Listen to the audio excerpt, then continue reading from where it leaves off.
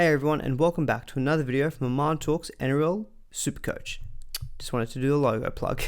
In today's video, we're going to be going through something a bit more about team build strategy, talking about the best positions to target when you are building your teams for your round one squads for the 2024 NRL Supercoach season. Going to be digging back through the last 3 seasons of information about top averaging players, kind of how have they scored their points, and hopefully it's a bit more of a useful stats kind of oriented video to give you some food for thought when you're looking to build your round one team. If you do enjoy the video, do please give it a thumbs up. Do please consider subscribing as well to the channel if you are new around here, and let's get straight into it. So what you can see on this table to the right of me is the list of the top 20 averaging players over the last 3 seasons, and I did a filter of they had to have played at least a minimum of about 10 games, so they're not like kind of players who only played 1 or 2 games and had really high scores. But I feel like averages is probably a better way of looking at who are the best players. So what you'll see obviously is going to be quite a lot of familiar names. Nicho Hynes being the top averaging player for 2023 and the second highest averaging for 2022. He also features in the 2021 season when he averaged 78 playing for the Melbourne Storm. So a common trend here, Nicho Hynes is probably a guaranteed Supercoach gun. Had his best Supercoach season last year as well, and I don't really see too much changing. If you haven't seen already my early draw video, I do highlight the Sharks that they do have some nice games to start the season. So again, another kind of feather in the cap of why I think Nicho Hynes is probably going to be close to a must-have for your round one team. So what I kind of wanted to highlight is who are the repeat players who, you know, over the last kind of 1 or 2 seasons have featured in this top 20 averaging players. Just lets us kind of reinstall that thinking of, who are the guys who I know are the kind of more historically tried and tested proven guns. So what I've done is I've highlighted in blue on this table here the players who featured in last season's kind of top 20 averaging players. So quite a few names here: Nicho Hynes, Nathan Cleary, Scott Drinkwater, Tom Trbojevic, Dave Fifita, Clint Gutherson, Latrell Mitchell, Daly Cherry Evans, Dylan Brown, and Harry Grant. So there's quite a few list of players there who have all featured in last season's top 20 averaging players as well. And I think there's something more interesting to pick out of this. Most of these players are in the backs. So it's kind of, you'll hear it a lot on other podcasts and a lot of my content as well, is that fullback is a spot that generally most people don't want to be running cheapies. And that's because the fullback is the high upside, high scoring position typically in the game. Next to that, you've got the halfback spot. So the guys like Nathan Cleary, Nathan Hynes, Nicho Hynes being the top 2 averaging players for last season, as well as in the halfback spot. You'll also note this as well in previous seasons. I've got another section talking about kind of the breakdown of these positions in previous seasons. But I think this, I always like looking at this kind of hindsight analysis because it kind of reinforms in my head, do I want to be going against these players who I know are the proven guns? Someone like Scott Drinkwater actually was a bit surprising to me because I think he had a good season in 2022. He had an average of 71, but his season last season was just amazing from a Supercoach point of view and from an in-game point of view as well. I feel like with Scott Drinkwater, I kind of always discount him a little bit in my thinking, well, he doesn't goal kick. Is he really that kind of Supercoach player in my head? Like, you know, someone like a James Tedesco, I think is probably a really good example of this. He does not feature in this top 20 list, and I think if you speak to most players who played Supercoach for more than kind of 2 or 3 seasons, they'll tell you that Teddy is a proven gun. And, you know, we were having rhetoric of like, you never trade out James Tedesco, you know, you always stick with him. He's always going to score well. He's never going to let you down. Just wasn't his season though, from that point of view in 2023. And that could maybe be a sign of some regression because if you look at 2022, he's there, average 80. If you look at 2021, he's there, average 87.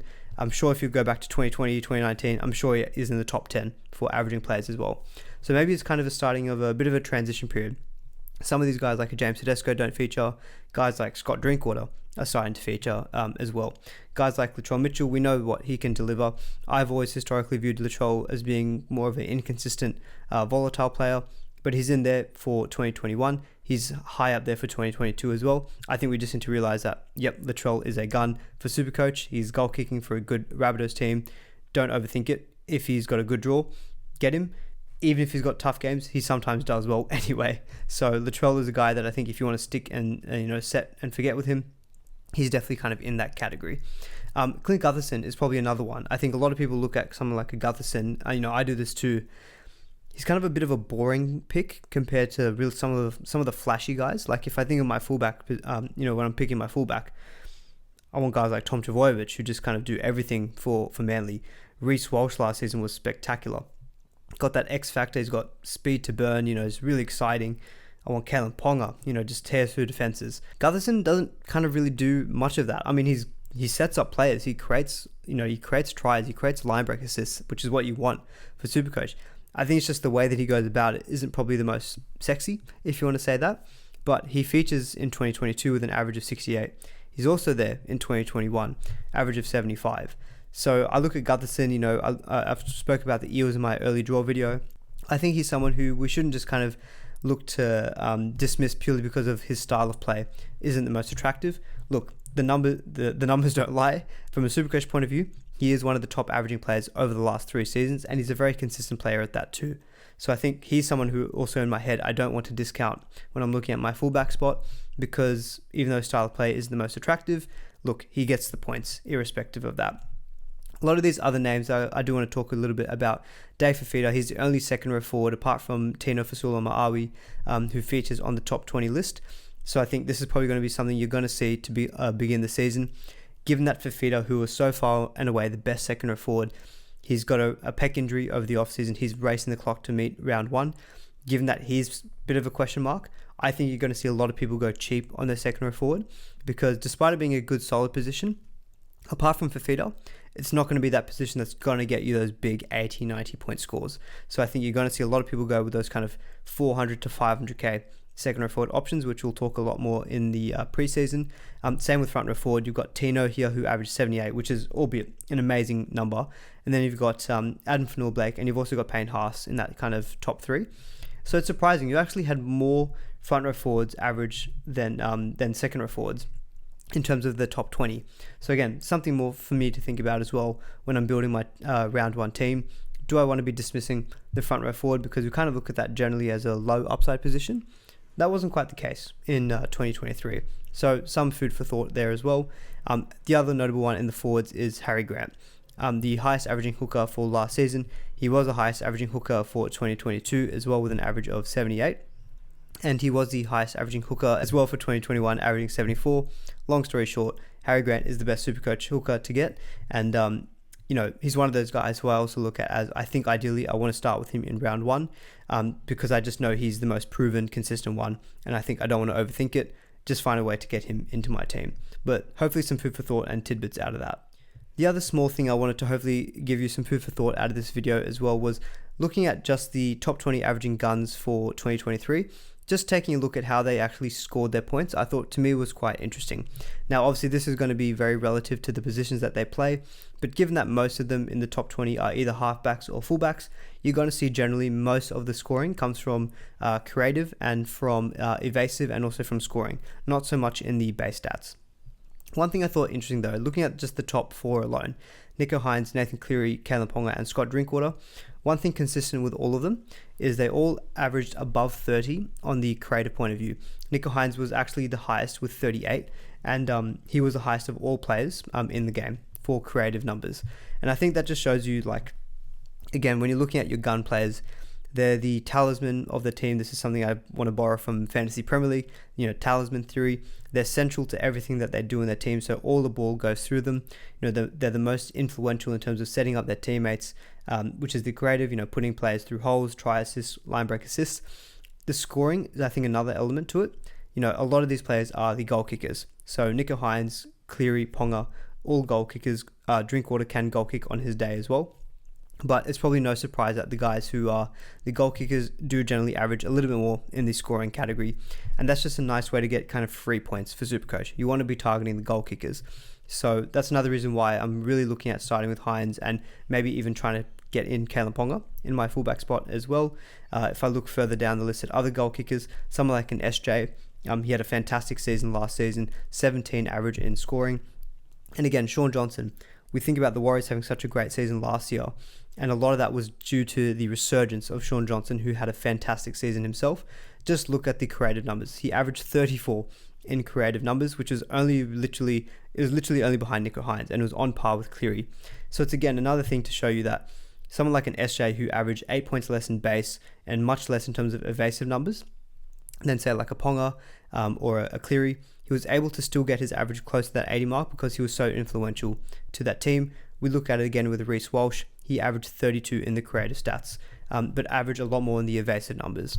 So I kind of look at this as, when I think about who's the one setting up their teammates, who's the one kind of creating the line breaks, kind of trying to think, this is how I want to be thinking about the gun players, and the ones that I want to be starting with my team, in particular on my halfback position and also in my fullback spot. And not to harp too much more on like kind of creativity, but I think you find it even also when you look at some of the forwards. Like I was talking about Harry Grant, why he's the best hooker. Generally, a lot of that is down to his creativity. Like if you look at his base, he averaged 45 in base. I'm fairly confident that someone like a Damien Cook averaged more than him in base stats. But what you don't get with Damien Cook as much as you do with Harry Grant is the creative side to his game. You know, that I don't want to bring it up. I get a bit of PTSD, but that game last year that Jerome Hughes and Harry Grant went absolutely maniac, and Grant scored about 149 points.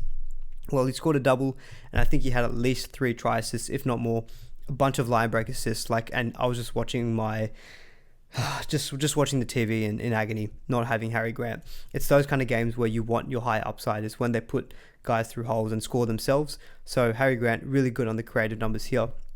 Dylan Brown, pretty good as well, 24. Cherry Evans, again, very influential to his team, averaged 28. That was the biggest element to his scoring. I think what I guess I'm just trying to say is, if you're trying to pick your guns and you're kind of going 50-50, maybe you think about it a little bit more kind of subjectively on the eye test.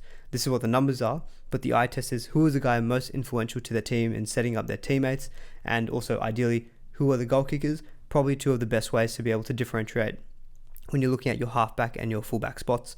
When it comes down to kind of your second row forwards or your front row forwards, you are looking probably more to your attacking stats. You know, I look at your front row forwards here. Adam Fanua-Blake scored an average of 6 a game. Tino Fa'asuamaleaui was similar with 6. Dave Fifita, he was best second row forward. He also averaged 6 in the scoring category, but he also contributed a lot in creative numbers. For 10 points on average for a second row forward is pretty good. We saw that a lot last season when he was able to actually set up his teammates. Someone like a Khan Pereira really benefited from having Fifita, who was able to kind of do some cutout balls and even some kind of late offloads as well to help set up his teammates. So again, some interesting things that came out when I looked at these stats was creative numbers really seem to be the ones that get you the most points, and the goal kicking as well. Just very nice cherry on top to really add to your Supercoach scoring for your gun players. Again, final little summary. I actually looked back at the last 4 seasons in terms of top 20 averaging players, and probably no surprise to those who have played Supercoach for a while. The fullback spot is really the money spot. What I've done in the column to my right is I've looked at a count of, over the last 4 seasons, we've had 80 players be in the top 20 averaging players. So out of those 80 players, 18 have been fullbacks. Even then, we've got some others duals, so center wing fullback, we've got some, 5'8" fullback, we've got some as well. But even just standalone fullback players, 23% of the top 20 averaging players over the last 4 years have been fullbacks. So probably, long story short, fullback is a spot you want to target your high upside players. Similar with your halfback spot as well. 15% of the top 20 averaging players over the last 4 seasons have been halfbacks. A lot of that does also, similar to that is the 5'8" spot, which is 9%. So again, you kind of add the two together, you're looking at 24%. So the halves being really influential players, you really want to target halves and have really good high upside halfbacks. And then you've probably got your center wing, again, in the backs. You want to be trying to ideally target players who are going to get those kind of high attacking stats or are somewhat more creative to their team as well. And a little bit on the lower end of the spectrum, you've probably got more your second row forwards and more your front row forwards and probably your hookers as well. Another reason why I think someone like a Harry Grant is just a standout in that hooker spot. He's probably that guy who stands alone in terms of being able to offer that much creativity relative to all of his other competitors in that hooker spot. But again, some interesting kind of numbers breakdown of what are the best positions to be targeting when building your Supercoach teams. So guys, that's the end of the video. Hopefully you all enjoyed that bit more of a kind of a stats oriented video, looking back at the last kind of 3 or 4 seasons. I'm sure a lot of the messages out of this are going to be well known by a lot of you seasoned players, but for any new players of Supercoach, hopefully this was a little bit more informative to you in terms of how you want to be kind of constructing your round 1 team, where you want to be focusing a lot of your spend of the money as well. So hopefully you enjoyed it. Do please give it a thumbs up if you did. Please consider subscribing as well to the channel if you haven't already, and see you all in the next one.